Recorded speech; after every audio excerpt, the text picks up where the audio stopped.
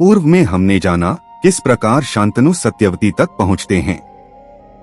सत्यवती की प्राप्ति के लिए देवव्रत को भीष्म प्रतिज्ञा लेनी पड़ती है। शांतनु और सत्यवती का विवाह होता है। अब आगे। सत्यवती से राजा शांतनु के 2 पुत्र हुए, एक चित्रांगद दूसरा विचित्रवीर्य।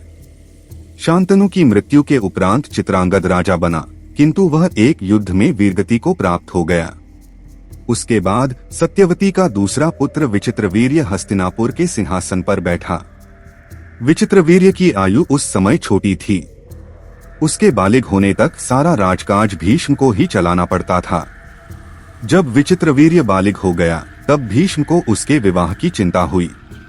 भीष्म को पता चला कि काशीराज अपनी कन्याओं का स्वयंवर कर रहे हैं, तो भीष्म स्वयंवर में भाग लेने के लिए काशी चले गए।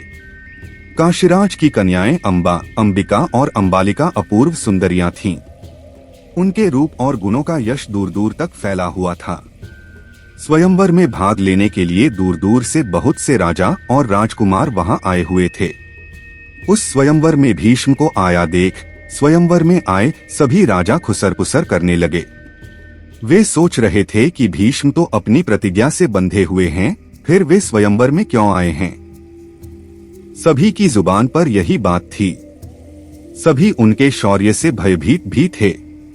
उन्हें यह पता नहीं था कि वे अपने भाई विचित्रवीर्य के लिए स्वयंवर में आए हैं। वे सभी भीष्म का परिहास उड़ाने लगे। काशीराज की कन्याओं ने भी भीष्म की ओर से दृष्टि फेर ली। भीष्म के स्वाभिमान को इससे बहुत चोट पहुंची। उन्होंने क्रोध में भरकर वहां उपस्थित सभी राजा एवं राजकुमारों को युद्ध के लिए ललकारा और कहा कि मुझे हराकर ही तुम इन तीनों राजकुमारियों को ले जा सकते हो। राजाओं ने उनकी यह चुनौती स्वीकार कर ली और सभी ने मिलकर एक साथ भीष्म पर आक्रमण कर दिया, लेकिन कोई भी भीष्म के सामने नहीं ठहर पाया। सोमदेश का राजा शाल्व बड़ा वीर और स्वाभिमानी राजा था। काशीराज की बड़ी कन्या अंबा उससे प्रेम करती थी। उसने मन ही मन उसे अपना पति मान लिया था। जब भीष्म तीनों कन्याओं को अपने रथ में बैठाकर ले जा रहे थे, तब राजा शाल्व ने भीष्म के रथ का पीछा किया और उसे रोकने का प्रयत्न किया। इससे शाल्व और भीष्म में भयंकर युद्ध छिड़ गया, किंतु जल्दी ही भीष्म ने उसे हरा दिया। परंतु अंबा ने उनसे उसे जीवित छोड़ देने की प्रार्थना की, तो उन्होंने उसे जीवित छोड़ दिया। भीष्म काशीराज की कन्याओं को अपने साथ लेकर हस्तिनापुर पहुंचे। भीष्म ने काशीराज की 2 कन्याओं अंबिका और अंबालिका का विवाह विचित्रवीर्य से कर दिया। काशीराज की बड़ी कन्या अंबा ने भीष्म से पहले ही बता दिया था कि वह शाल्व से प्रेम करती है और उसे अपना पति मान चुकी है।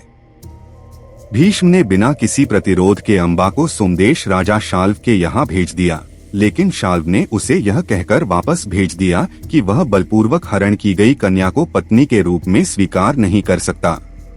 भीष्म ने उसका सभी के सामने अपमान किया है। बेचारी अंबा अत्यधिक दुखी होकर हस्तिनापुर लौट आई। उसने भीष्म को सारा हाल कह सुनाया।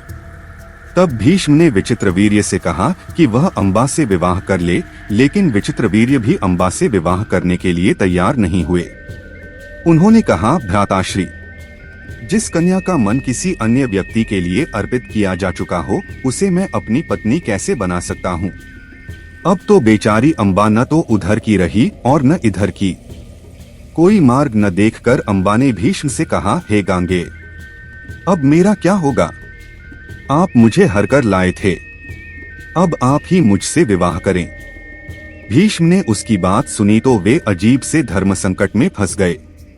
उन्होंने अपनी प्रतिज्ञा का हवाला उसे दिया। अंबे, मैं अपनी प्रतिज्ञा नहीं तोड़ सकता। मैं विचित्रवीर्य को ही फिर से समझाने का प्रयत्न करूंगा। किंतु न तो विचित्रवीर्य माना और न राजा शाल्व ने ही उसे स्वीकार किया। भीष्म भी अपनी प्रतिज्ञा से टस से मस नहीं हुए।